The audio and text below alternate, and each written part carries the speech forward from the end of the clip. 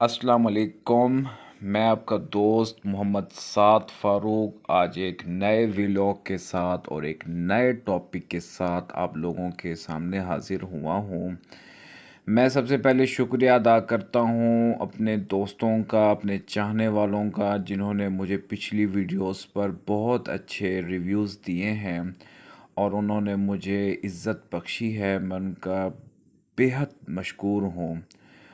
मेरी कोशिश यही होती है कि जिन मसाइल से हम गुज़रे हैं, हमारी लाइफ जिन मसाइल से गुज़री है, मैं चाहता हूँ कि जो नए नौजवान हैं, जो अभी नई नए नई कदम रख रहे हैं नौजवान ज़िंदगी में, तो उनको वो मसाइल दरपेश ना आए। तो कोशिश तो मेरी पूरी होती है कि मैं ऐसे ऐसे टॉपिक्स आप लोगों के सामने ले आऊँ जो आप लोगों को फ़ायदा दें और आपको मुश्किलात ना हों। आज का जो मेरा टॉपिक है वो है तल्ख़ हकीकत। नौजवानों की ज़िंदगी के जो तल्ख़ हकीकत है वो कुछ मैं बयान करता हूँ। एक तो ये है कि ज़िंदगी जहद मुसलसल का नाम है, लेकिन आज की नस्ल नौजज़्बाती और फ़ौरी नताइज चाहती है। वो मिनटों में वो सब कुछ हासिल कर लेना चाहती है, यानी लग्जरी और पुरअसाइश ज़िंदगी को अपना मकसद हयात समझ बैठी है। गरीब या मुतवसत तबके के नौजवान अमीर ज़ादों के ठाठ बाट देखकर एहसास कमतरी में मुब्तला हो जाते हैं और वो चाहते हैं कि वो भी ऐसी ज़िंदगी गुजारें, क्योंकि अच्छी ज़िंदगी गुजारना उनका भी तो हक है।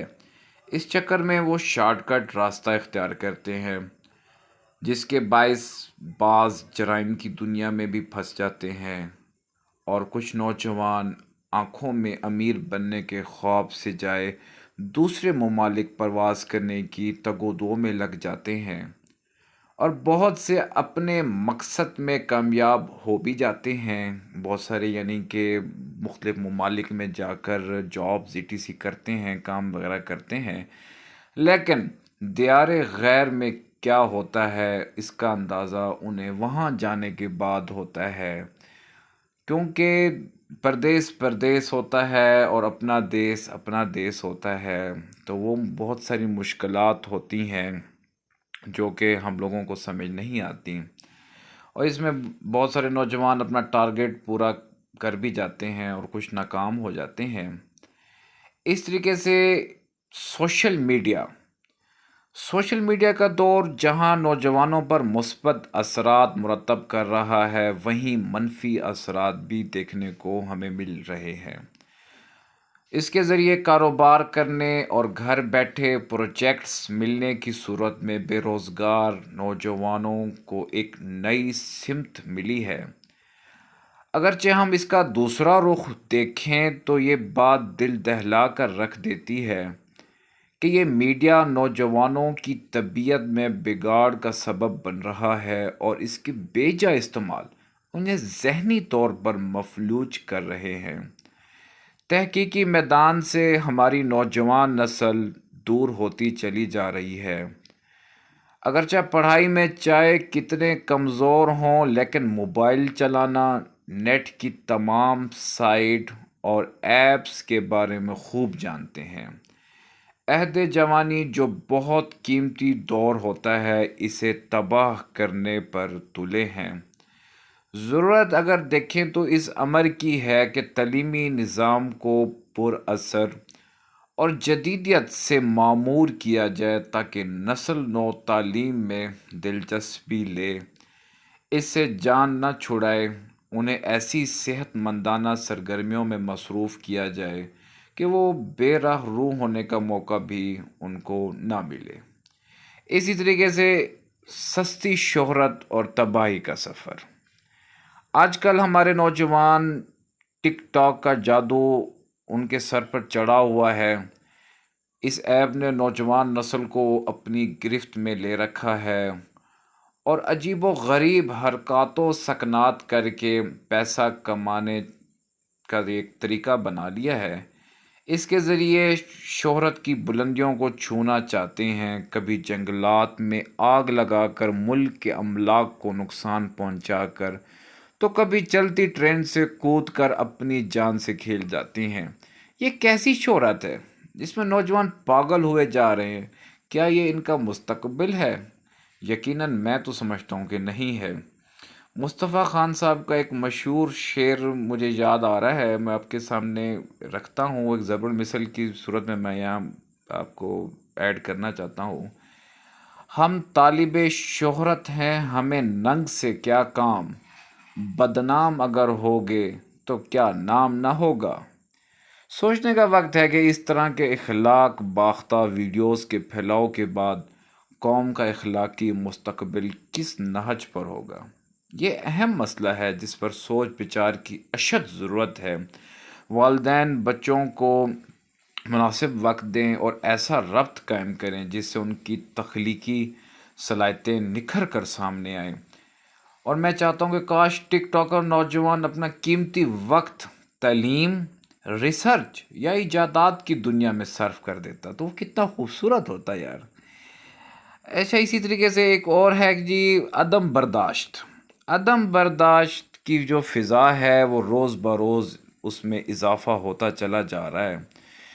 ان کا جارحانہ مزاج سے معاشرے میں منفی اثرات مرتب ہو رہے ہیں۔ معمولی باتوں پر تشدد پر اتر آنا، والدین اور اساتذہ کے ادب و احترام کو فراموش کرنا۔ ماہرین کا خیال ہے کہ عدم برداشت دراصل اندر چھپی ہوئی مایوسی سے جنم لیتا ہے۔ معیاری تعلیم اور تربیت کا خوبصورت امتزاج ایک بچے کو اس قابل بناتا ہے کہ جب وہ اپنی عملی زندگی میں قدم رکھے تو ہر طرح کے مسائل اور صورتحال کو عقلی بنیادوں پر جانچ کر ان سے دور ہو سکتا ہے اور ان کا حل بھی تلاش کیا جا سکتا ہے۔ تو اگر ہم دیکھیں تو فی زمانہ دی جانے والی جو تعلیم اور تربیت کا فقدان معاشرے کو بیمار کر رہا ہے، یہ بہت بڑا المیہ ہے۔ عدم برداشت کے جو مظاہرے دیکھنے کو ہمیں مل رہے ہیں وہ اس سے پہلے کبھی ہم نے نہ دیکھے تھے۔ اس پر قابو پانے اور اس کے خلاف آگاہی مہم چلانے کی میں سمجھتا ہوں کہ حکومت کے لیے ایک اشد ضرورت ہے اور ایک چیلنج ہے حکومت کے لیے۔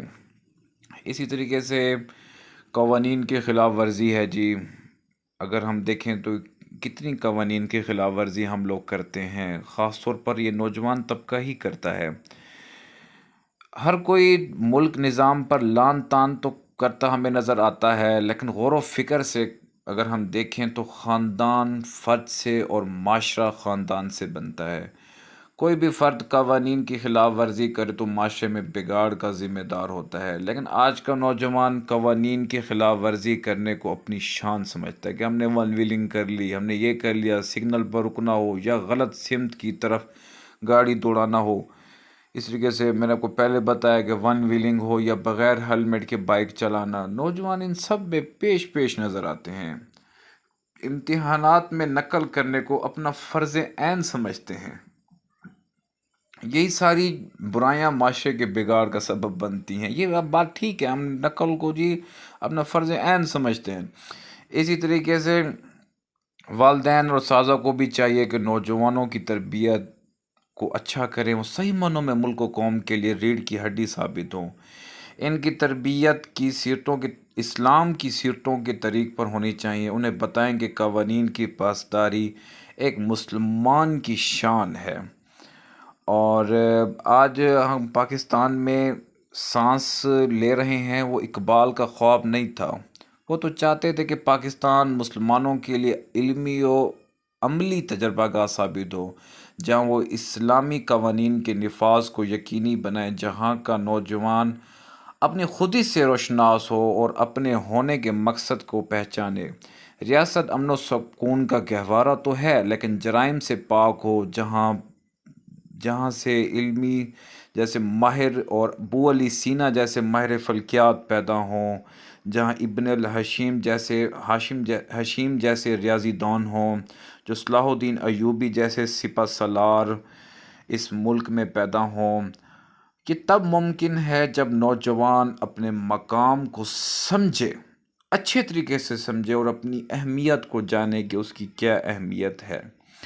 تو ضرورت اس امر کی بھی ہے کہ معاشرے کی ناہمواریوں کو دور کر کے نوجوانوں کو ان مقام دلایا جائے، انہیں یہ باور کروایا جائے کہ اپنے شعبوں میں ایمانداری اور دیانتداری سے کام کریں۔ تو امید ہے کہ آپ لوگ اس چیز پر پورا اتریں گے۔ بہت شکریہ۔ اللہ حافظ۔